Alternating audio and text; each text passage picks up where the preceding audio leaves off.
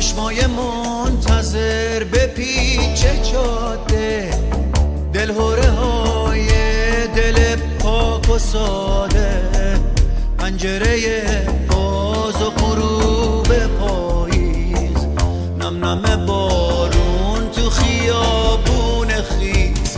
یاد تو هر تنگ غروب تو قلب من میکوبه، سهم من از با تو بودن غم تلخ غروب همیشه واسه من نشونی از تو بوده، برام یه یادگاریه جز اون چیزی نمونده.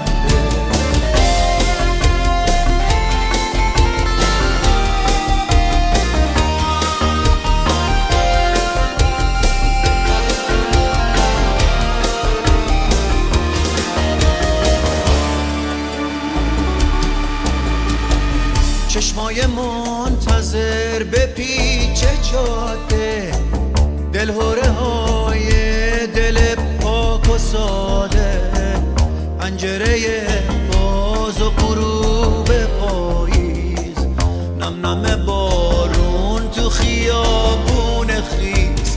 یاد تو هر تنگ غروب تو قلب من میکوبه، سهم من از با تو بودن غم تلخ غروب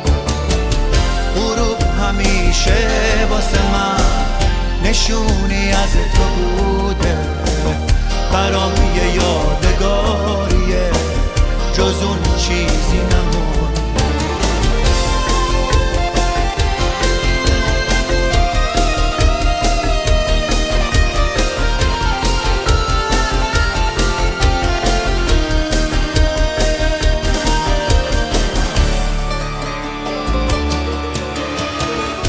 ذهن کوچه های آشنایی پر شده از پاییز تن طلایی، تو نیستی و وجودمو گرفته، شاخه خشک پیچک تنهایی.